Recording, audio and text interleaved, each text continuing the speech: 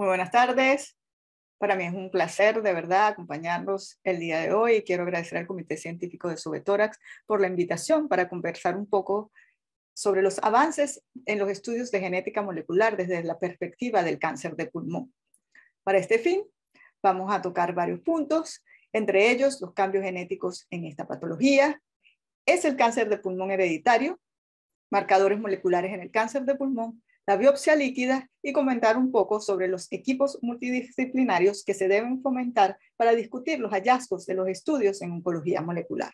Sabemos que sobre todo el siglo pasado se avanzó muchísimo en lo que es genética molecular y genética humana. En el siglo XIX, finales del siglo XIX, pues teníamos los postulados de Mendel, pero ya en el siglo XX se empezaron a descubrir diferentes genes, como el gen de la fibrosis quística. Se lanzó el proyecto Genoma Humano, que culminó con la publicación del mismo, y en los últimos 20 años se ha avanzado mucho más en el área de oncología molecular. Dentro de la oncología molecular ha habido 4 aspectos fundamentales. El primero, lo que se trata de herencia o cáncer hereditario, cuyo ejemplo principal ha sido el descubrimiento de los genes BRCA, BRCA1 y BRCA2. Otro aspecto de amplio estudio ha sido los marcadores predictivos para el progreso de enfermedad. Y aquí ha tenido un significado muy importante el cáncer de pulmón de células no pequeñas.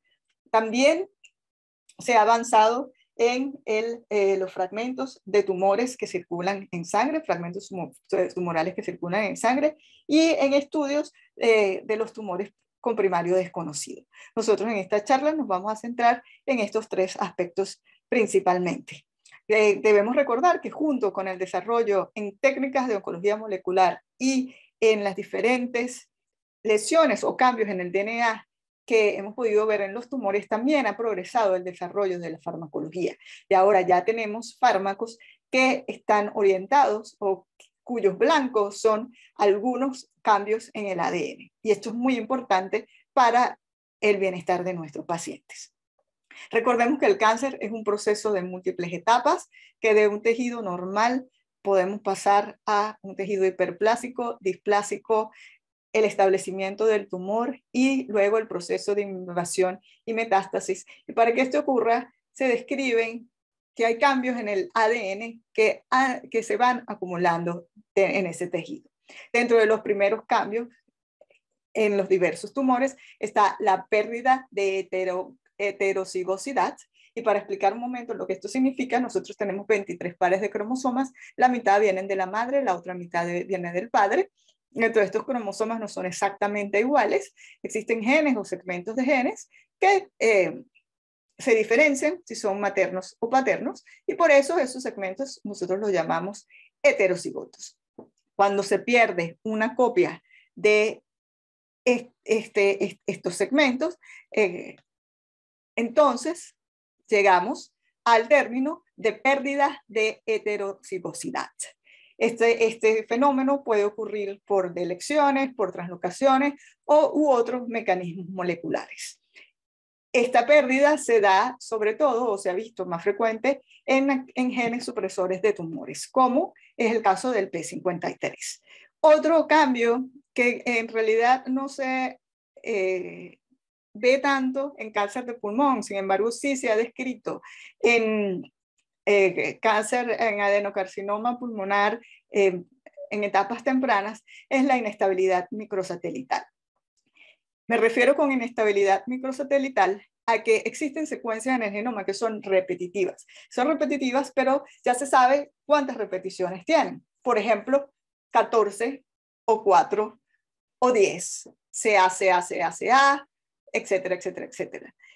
Se habla de inestabilidad microsatelital cuando se gana o pierden bases dentro de estas secuencias repetitivas. Por ejemplo, aquí tenemos más 2 CAs, aquí tenemos menos 2 CAs. En este caso, esto es inestable.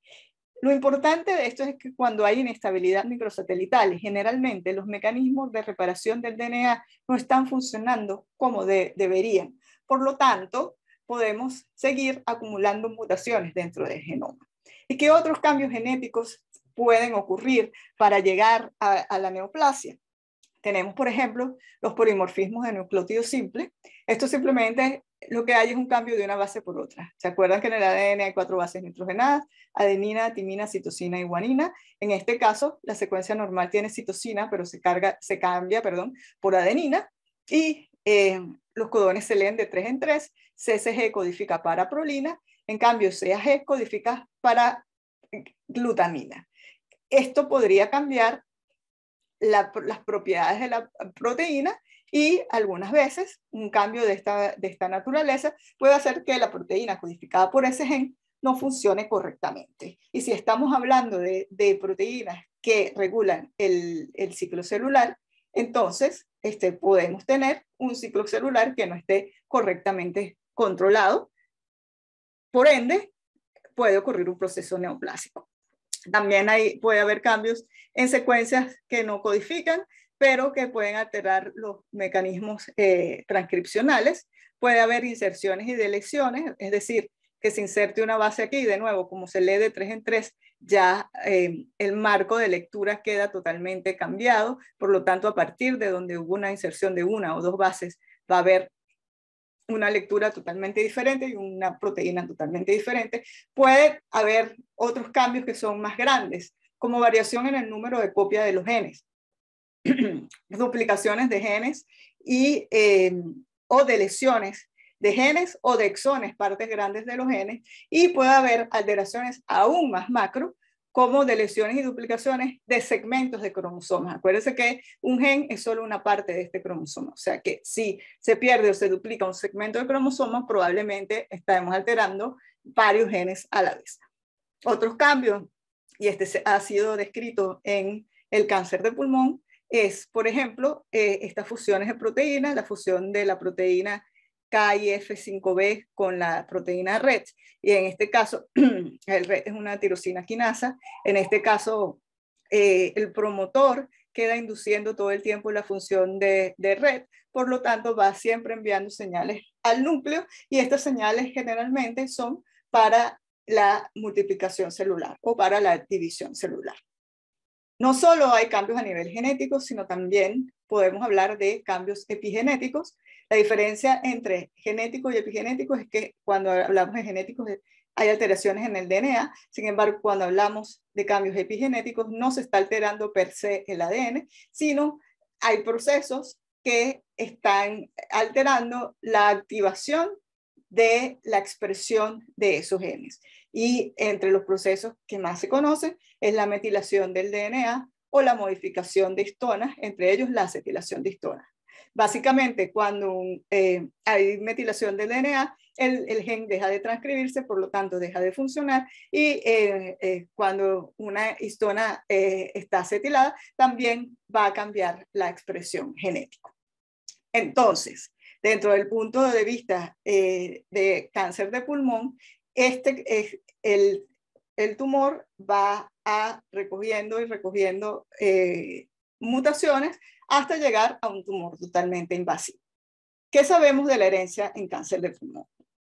La herencia en cáncer de pulmón, hasta ahora, o el riesgo genético por hereditario, lo que se ha descrito es que es de un 8%. Sabemos que el factor fundamental de riesgo para el cáncer de pulmón es el hábito tabáquico.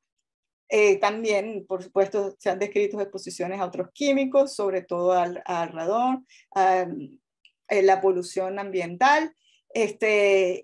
Sin embargo, pues tenemos que buscar la explicación a este 8% de riesgo hereditario.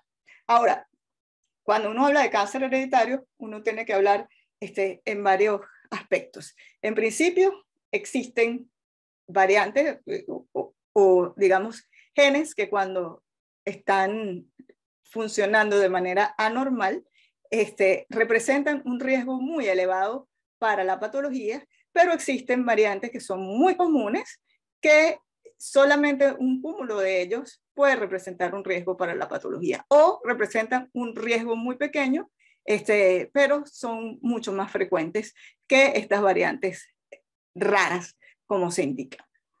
Un ejemplo de variante rara en otro tipo de cáncer, como mencionábamos antes, son los BRCA en cáncer de mama o los genes como MSH6, MLH1 para el síndrome de Lynch. Ahora, ¿qué sabemos en el cáncer de pulmón?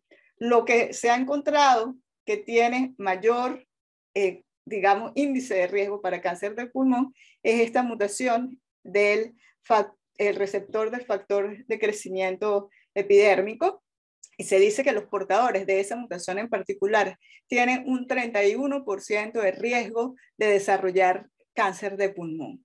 Esto es significativo si lo comparamos con el riesgo de la población general. Inclusive podría ser hasta un poco más alto digamos, el riesgo en general en los no fumadores. Inclusive, pues puede ser comparable al riesgo de la población de fumadores. Se han descrito, esto es en carcinoma de células no pequeñas, también se han hecho estudios de secuencia completa en carcinoma de células pequeñas, se estudiaron 87 pacientes, se analizaron 607 genes aproximadamente de susceptibilidad, y se encontraron algunas regiones que podrían ser de herencia, pero todavía no están totalmente dilucidados cuáles son los genes de predisposición hereditaria.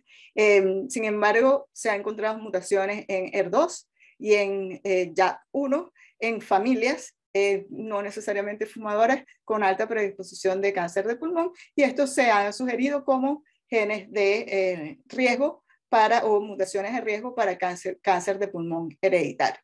En la actualidad, lamentablemente no existen lineamientos para realizar pruebas genéticas en cáncer de pulmón en línea germinal. Hemos visto también que hay familias, por ejemplo, con mutaciones en P53, síndrome de Li-Fraumeni, que tienen, además de los tumores característicos de este síndrome, podrían tener cáncer de pulmón. Se han descrito algunos casos de mutaciones de CHEK2, inclusive cáncer de pulmón en pacientes BRCA positivos.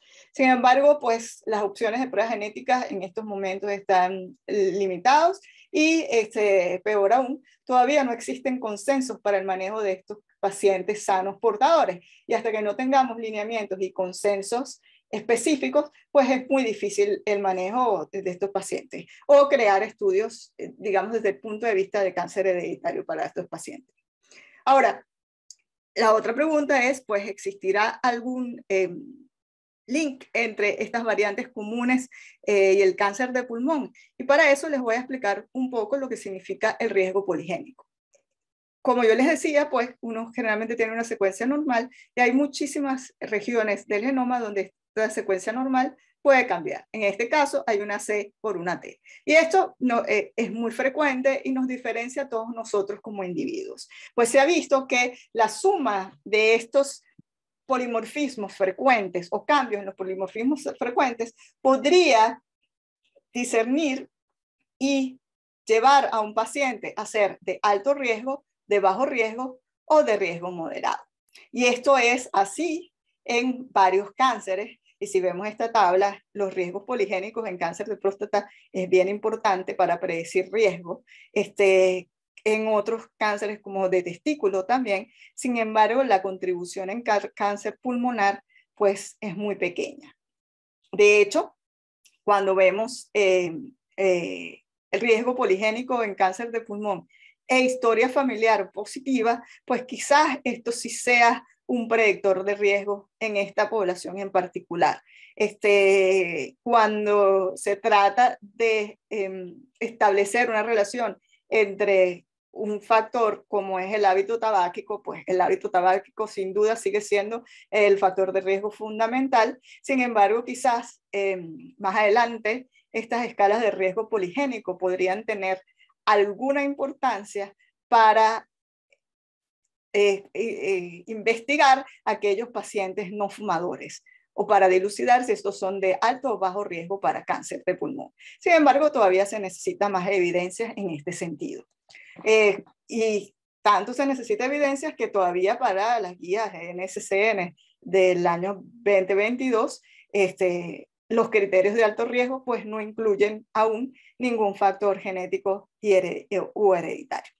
Ahora, ¿qué sabemos de los marcadores de tumores en cáncer de pulmón?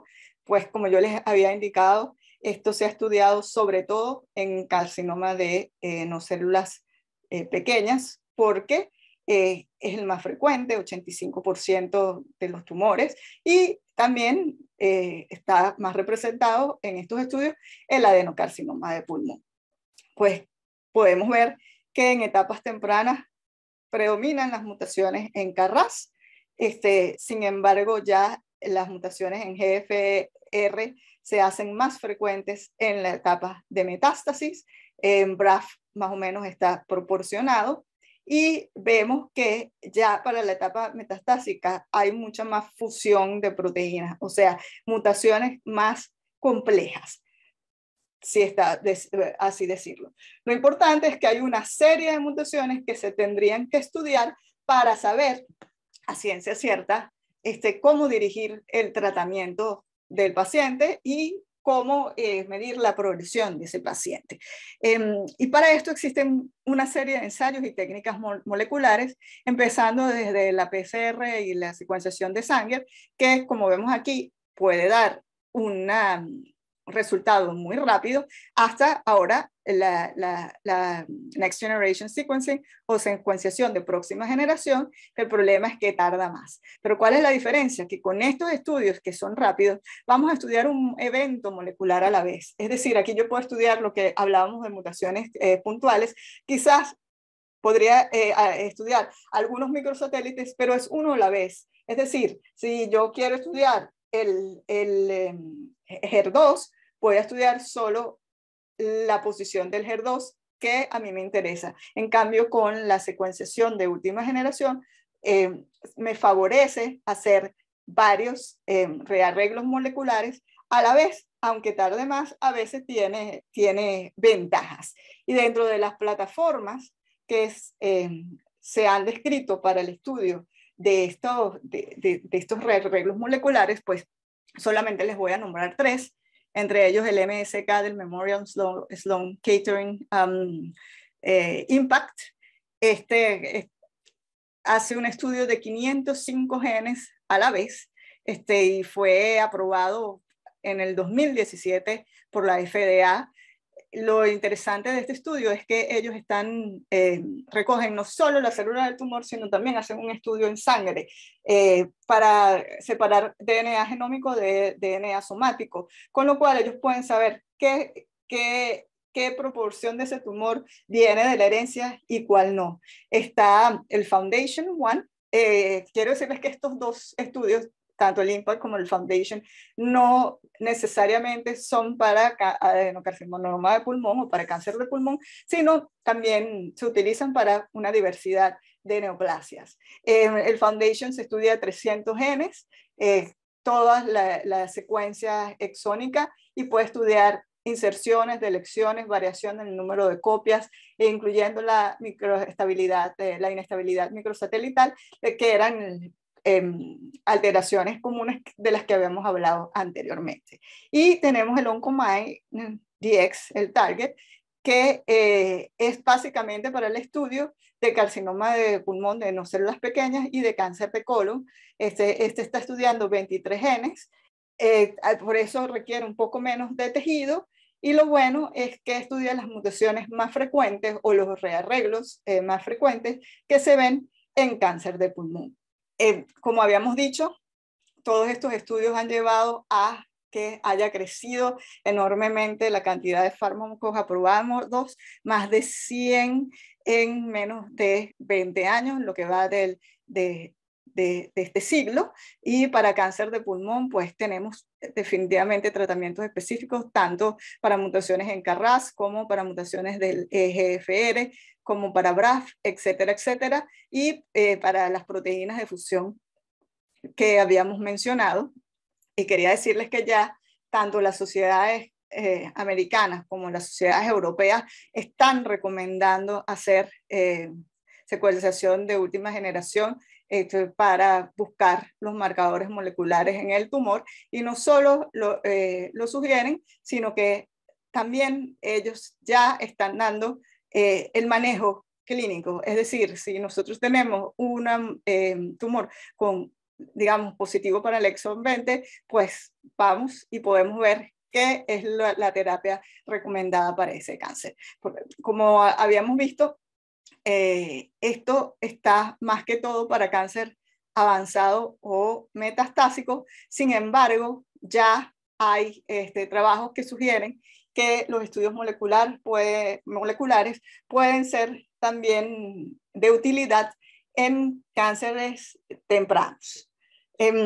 Algo que es relevante mencionar es que lamentablemente nosotros podemos tener una fotografía del tumor cuando hacemos la biopsia. Sin embargo, habíamos dicho que estos tumores tienden a colectar y coleccionar más mutaciones, y estas mutaciones entonces va a variar el microambiente tumoral, va a variar su propensión hacia metástasis, pero no solo eso, sino que va a adquirir resistencia y por lo tanto no va a responder igual a la terapia y va a cambiar la prognosis.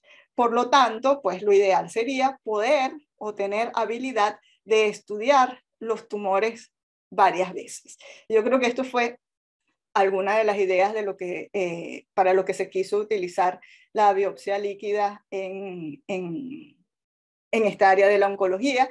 Y en realidad la diferencia es que ahora con sangre del paciente, pues uno puede aislar fragmentos del DNA y estudiar y ver esas variaciones. Lamentablemente todavía pues nada más se consiguen muy pocas cantidades de células. Esto poco a poco se va a ir enriqueciendo y sabemos que no dentro de mucho va a ser un ensayo valioso para todos los pacientes. Por último, solo quiero mencionar un poco de lo que son estos equipos multidisciplinarios de discusión, ya que ahora debe haber en los hospitales, cuando alguien que sepa interpretar estos resultados de oncología molecular, pues por supuesto los patólogos, los cirujanos, los oncólogos, los neumonólogos, pues que todos puedan discutir cuál será la mejor acción para el progreso y el tratamiento de sus pacientes.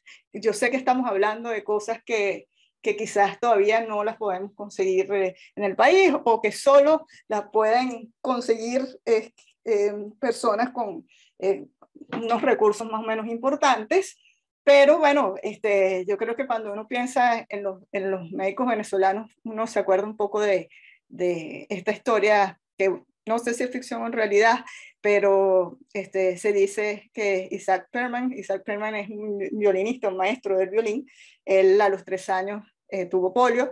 De hecho, en esta foto está tocando con nuestra Gabriela Montero en un concierto en homenaje al presidente Barack Obama cuando fue declarado presidente de Estados Unidos. Y se dice que él estaba en un concierto en Nueva York y estaba tocando una obra más o menos difícil, y se le rompió una cuerda del violín. Por supuesto, la orquesta paró, él siguió tocando y él terminó tocando con la orquesta. Cuando terminó el concierto finalizó, pues los periodistas le preguntaron que por qué él había continuado. Por supuesto, para él era muy complicado pararse y buscar el otro violín, que era lo que podría haber sucedido. Y él lo que les dijo es que, sabes, a veces es tarea del artista averiguar cuánta música pueden hacer con lo que tienes. Y sin duda, yo creo que los médicos venezolanos y sobre todo los neumonólogos en esta etapa del COVID, pues lo están haciendo día a día. Y mi más profunda admiración para con todos ustedes. Y muchísimas gracias.